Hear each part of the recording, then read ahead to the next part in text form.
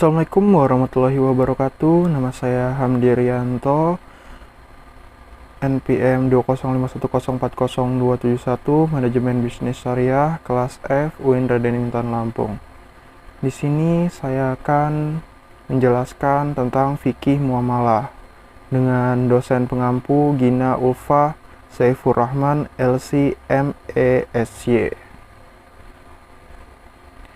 Mukadimah. Definisi fikih muamalah. Fikih muamalah merupakan kata majemuk yang terdiri dari kata fikih dan muamalah. Secara etimologi, fikih berarti paham, mengetahui, dan melaksanakan. Adapun kata muamalah berasal dari bahasa Arab, yang secara etimologi sama dan semakna dengan al-mufa'alah, atau saling berbuat. Kata ini menggambarkan suatu aktivitas yang dilakukan oleh seseorang dengan orang lain dalam memenuhi kebutuhannya masing-masing. Secara terminologi, fikih muamalah adalah hukum-hukum yang berkaitan dengan tindakan yang dilakukan oleh manusia dalam hal yang berkaitan dengan hartanya, seperti jual beli, sewa menyewa, gadai, dan lain-lain. Kata manusia dalam pengertian di atas adalah ditunjukkan pada manusia atau seseorang yang sudah mukallaf, yaitu seseorang yang sudah dibebani hukum. Mereka itu sudah balik dan berakal lagi cerdas. Muamalah pada dasarnya dibolehkan selama tidak ada nas atau dalil yang menyatakan keharamannya. Ruang lingkup fikih muamalah. Dalam ruang lingkupnya, fikih muamalah dibagi menjadi dua, yaitu al-muamalah al-adabiyah dan al-muamalah al-madiyah. Yang pertama, al-muamalah al-adabiyah, yaitu muamalah yang ditinjau dari segi cara tukar-menukar benda yang bersumber dari panca indera manusia, yang unsur penegaknya adalah hak-hak dan kewajiban-kewajiban. Di antaranya ada A. Ijab kabul, B. Saling meridhoi, C. Hak dan kewajiban, D. Kejujuran pedagang, E. Penipuan, dan H. Penimbunan. Yang kedua, al-muamalah al-madiyah, yaitu muamalah yang mengkaji objeknya, sehingga sebagian para ulama berpendapat bahwa muamalah madiyah adalah muamalah yang bersifat kebendaan, karena objek fikih muamalah adalah benda yang halal, haram, dan syubhat untuk diperjualbelikan. Benda-benda yang memudaratkan, benda-benda yang mendatangkan kemaslahatan bagi manusia, dan berbagai segi lainnya. Di antaranya jual beli, al-bay, gadai, al-rahan, jaminan dan tanggungan, kafalan atau dandaman, pemindahan hutang, hiwalah, jatuh bangkrut, taflis, perseroan atau perkongsian, masalah-masalah seperti bunga, bank, asuransi, kredit, dan masalah-masalah baru lainnya. C. Prinsip-prinsip fikih muamalah. Muamalah adalah urusan duniawi, maksudnya adalah urusan muamalah berbeda dengan ibadah, di mana dalam ibadah semua perbuatan dilarang, kecuali yang diperintahkan, sedangkan dalam muamalah semua boleh dilakukan, kecuali yang dilarang. Oleh karena itu, semua bentuk transaksi dan akad muamalah boleh dilakukan oleh manusia asal tidak bertentangan dengan ketentuan syariat.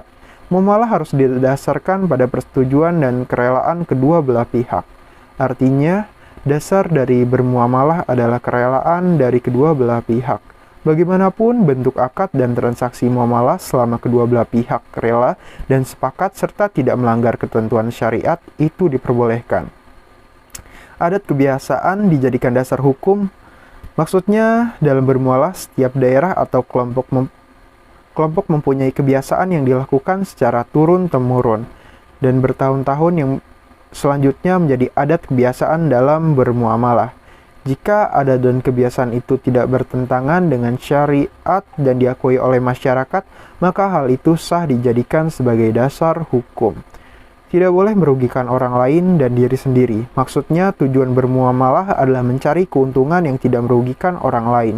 Maka dari itu, dalam bermuamalah haruslah sama-sama menguntungkan kedua belah pihak yang terlibat. Hak dan milik. Hak berasal dari bahasa Arab, yaitu al-haq. Secara etimologi, mempunyai beberapa pengertian yang secara umum maknanya adalah subut yaitu tetap, kokoh dan wajib. Dan hak juga dapat diartikan dengan benda, milik, dan wujud, ketetapan, kewajiban, atau kepastian. Pengertian ini dapat dipahami dari beberapa firman Allah yang ada dalam beberapa surat dalam Al-Quran, diantaranya sebagai berikut. Dalam surat Yasin, Quran surat ke-36 ayat ke-7 berbunyi, laqad haqqal qawlu ala aksarihim fahum la yu'minun. Artinya, sesungguhnya telah pasti berlaku perkataan atau ketentuan Allah terhadap kebanyakan mereka, karena mereka tidak beriman. Lalu yang kedua, dalam surat Anfal, Quran surat 8 ayat 8 yang berbunyi, liyuhiqal haqqa wa yubtilal batila walau karihal mujrimun. Yang artinya, agar Allah menetapkan yang hak, Islam, dan membatalkan yang batil, syirik, walaupun orang-orang yang berdosa, musyrik itu tidak menyukainya. Lalu yang tergantung dalam surat Al-Baqarah, Quran surat 2 ayat 241 yang berbunyi, walil mutallaqati mata'um bil ma'ruf haqqan 'alal muttaqin. Artinya, kepada wanita-wanita yang diceraikan hendaklah diberikan oleh suaminya mut'ah menurut yang ma'ruf sebagai suatu kewajiban bagi orang-orang yang bertakwa. Adapun pengertian hak terminologi fikih, para fuqaha mendefinisikan secara umum memberi pengertian yang meliputi benda-benda yang dimiliki, manfaat dan maslahah, serta masalah-masalah yang ditetapkan syariat itbariyah seperti syuf'ah, khiyar, hadhanah, dan sebagainya. Lalu pembagian hak. Ditinjau dari segi pemiliknya, hak terbagi kepada 3 macam, yaitu yang pertama, hak Allah. Hak Allah adalah hak yang kemanfaatannya umum, menyeluruh, dan tidak khusus. Dihubungkan dengan nama Allah adalah karena kepentingannya yang besar dan kemanfaatannya yang mencakup ke semua manusia. Hak ini dimaksudkan untuk mewujudkan kesejahteraan dan kemaslahatan umum, meskipun terdapat juga kepentingan-kepentingan pribadi. Hak ini dinisbahkan kepada Allah karena urgensi dan kemerataan manfaat yang dihasilkannya untuk kepentingan masyarakat. Sebagai contoh adalah ibadah, sholat, puasa, zakat, tidak melakukan tindak kejahatan, amar ma'ruf nahi munkar, memelihara fasilitas umum seperti sungai, jalan, masjid, dan fasilitas lain yang dibutuhkan masyarakat. Yang kedua, hak manusia. Hak manusia adalah suatu kemaslahatan atau kekuasaan yang dimaksudkan untuk kepentingan khusus pemiliknya. Baik hak itu bersifat umum seperti menjaga kesehatan, menjaga harta, melawan kejahatan dan kezaliman, menikmati fasilitas umum milik negara. Demikian juga hak yang bersifat khusus seperti menghormati hak seorang pemilik terhadap kepemilikannya, hak menjual mendapatkan harga atau uang, dan pembeli mendapatkan barang. Hak seseorang untuk mendapatkan ganti dari hartanya yang dirusak dan mengembalikan harta yang dirampas. Hak istri untuk mendapatkan nafkah dari suaminya dan hak setiap orang untuk melakukan segala aktivitasnya. Yang ketiga, hak bersama. Hak bersama ini merupakan penggabungan atau menghimpun 2 hak sekaligus, yaitu hak bersama antara hak Allah dan hak manusia. Ditinjau dari segi dapat tidaknya digugurkan, hak terbagi 2, yaitu hak yang dapat digugurkan. Pada dasarnya, hak-hak dapat digugurkan kecuali apabila terdapat sebab-sebab yang menghalangi pemiliknya untuk menggugurkannya.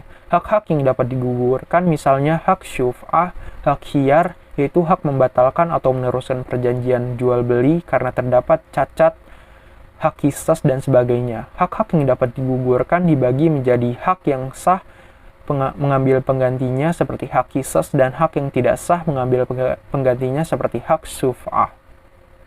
Yang kedua, hak-hak yang tidak dapat digugurkan. Hak-hak yang tidak dapat digugurkan dan sebab-sebabnya sebagai berikut. Yang pertama, hak-hak yang belum ada ketika digugurkan seperti penguguran istri atas hak nafkah yang belum diterima dan belum waktunya. Yang kedua, hak-hak yang tidak dapat digugurkan karena syariah memandang sebagai sifat zat yang pasti dan tidak dapat diingkari seperti hak ayah atau kakek atas perwalian anak-anak atau cucu-cucunya. Yang ketiga, hak-hak yang tidak dapat digugurkan karena pengungguran berarti merubah hukum syariah seperti hak rujuk atas istri yang ditalak raj'i atau cerai yang ada kesempatan rujuk kembali. Yang keempat, hak-hak yang tidak dapat digugurkan karena masih bersangkutan hak pihak lain seperti hak hadanah pemeliharaan anak bagi ibu yang tidak dapat digugurkan karena di pihak anak mempunyai hak untuk dipelihara. Demikian juga hak hukuman qadzaf karena di samping hak seseorang yang dituduh tersebut juga ada hak Allah. Ditinjau dari segi dapat tidaknya diwariskan hak terbagi kepada dua, yaitu hak yang dapat diwariskan seperti hak menahan barang yang dijual sebelum dilunasi harganya, hak penerima gadai, menahan barang gadainya, hak-hak infak dan sebagainya. Yang kedua, hak yang tidak dapat diwariskan. Adapun hak-hak yang tidak dapat diwariskan seperti hak syuf'ah, hak hadanah, dan hak perwalian. Ditinjau dari segi objek, hak berkaitan dengan benda atau tidak dibagi pula kepada dua, yaitu hak maliyah, yaitu hak yang terkait dengan harta benda dan manfaat sebagaimana yang diungkapkan Mustafa Ahmad Az-Zarqa, yaitu sesuatu hak yang berhubungan dengan benda-benda konkret, hutang piutang atau manfaat. Yang kedua, hak ghairu maliyah. Hak ghairu maliyah adalah hak yang tidak berhubungan dengan benda, seperti hak wali atas nama anak-anaknya atau orang-orang yang di bawah perwaliannya. Hak politik misalnya hak memilih dan dipilih. Hak azazi misalnya hak kemerdekaan.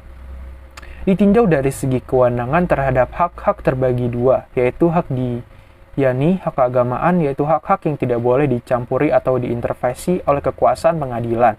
Misalnya dalam hal persoalan hutang yang tidak dapat dibuktikan pemberi hutang karena tidak cukupnya alat bukti di depan pengadilan. Sekalipun tidak dapat dibuktikan di depan pengadilan, maka tanggung jawab orang yang berhutang di hadapan Allah tetap ada dan dituntut pertanggungjawabannya. Oleh sebab itu, apabila lepas dari hak kekuasaan pengadilan, seseorang tetap dituntut di hadapan Allah Subhanahu wa taala. Yang kedua, hak qodai atau hak pengadilan, yaitu seluruh hak yang tunduk di bawah kekuasaan pengadilan, dan pemilik hak itu mampu untuk menuntut dan membuktikan haknya itu di depan hakim. Perbedaan kedua hak ini terletak pada persoalan zahir dan batin.